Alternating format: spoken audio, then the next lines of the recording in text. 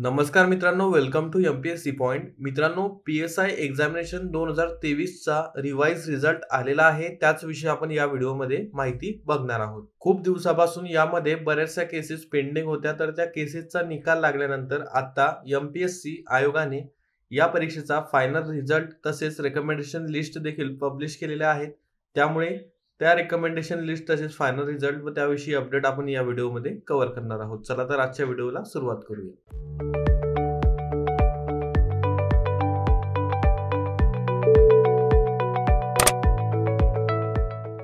मित्रांनो, तुम्ही जर जानेवारी 2024 मध्ये होणाऱ्या महाराष्ट्र राज्य उत्पादन शुल्क विभाग भरतीचा फॉर्म भरलेला असेल, तुमची एक्झाम असेल, तर तुम्ही त्यासाठी एमपीएससी पॉइंट द्वारा लॉन्च केलेल्या टेस्ट सिरीज घेऊ शकतात. या टेस्ट सिरीज फक्त 199 रुपयामध्ये तुम्हाला 5 टेस्ट मिळतील. तसंच त्यांच्यासोबत तुम्हाला उत्तर तालिका व स्पष्टीकरण व्हिडिओज देखील मिळणार आहेत.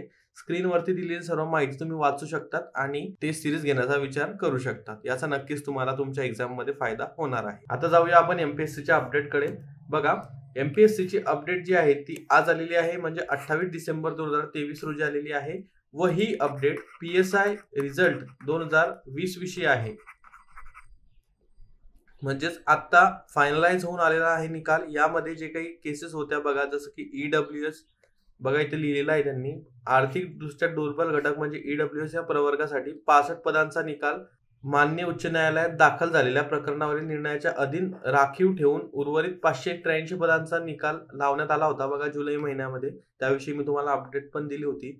पण 65 पदं ईडब्ल्यूएस ची जी आहेत त्यांचा निकाल तेव्हा लावण्यात आलेला नव्हता, कारण त्याविषयी प्रकरणं दाखल होते उच्च न्यायालयामध्ये.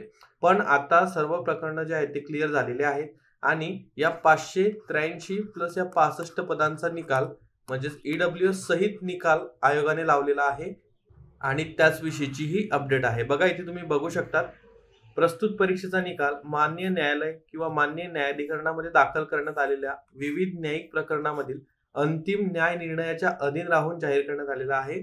म्हणजेच जो न्यायालयाचा निर्णय आहे तर त्याला अधीन राहून हा निकाल जाहीर करण्यात आलेला आहे. यामध्ये ईडब्ल्यूएस चे देखील कॅन्डिडेट्सचा समावेश आहे. इथे तुम्ही बघू शकता, list of eligible candidate for recommendation with EWS reservation. म्हणजेच इथं ही लिस्ट आहे की ज्यांचं रेकमेंडेशन होणार आहे. इथे तुम्ही मार्क बघू शकता, खचकर सुनील भगवान हे सर डीटीए कॅटेगरी, यांची 400 पैकी रिटर्न टोटल 313 आहे. पीटी 100 पैकी 87 गुण आहे, तेव्हा गुण धरले जायचे कारण हा 2020 चा निकाल आहे मित्रांनो. इंटरव्ह्यू 40 पैकी 27 गुण आणि टोटल जी आहे ती 540 पैकी 427 आहे. ओपन जनरल 1 रँक त्यांची आहे.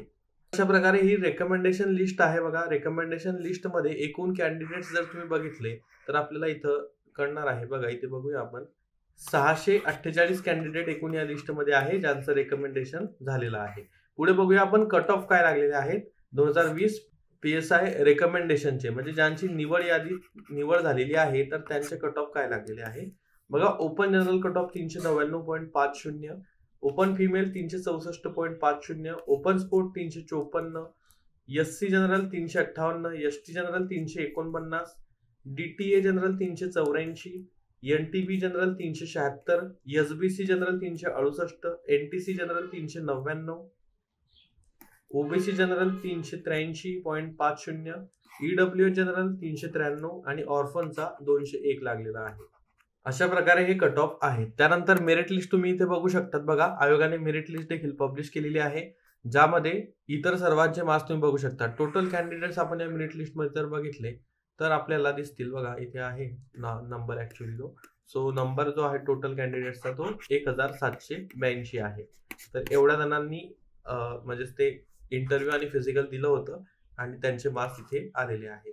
सो अशा प्रकारे आयोगाने हा रिझल्ट डिक्लेअर केलेला आहे आणि नक्कीच यामध्ये जे सिलेक्ट झाले असतील त्यांचा आज म्हणजे त्यांना कॉंग्रॅच्युलेट करावं असं वाटतंय, कारण त्यांनी घेतलेल्या मेहनतीचं फळ त्यांना मिळालेलं आहे.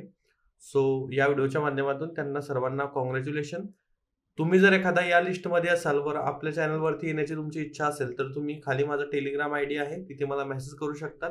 आपण तुमची एक छोटासा इंटरव्ह्यू म्हणूया किंवा व्हिडिओ आपल्या चॅनलवरती ऑर्गनाईज करूया.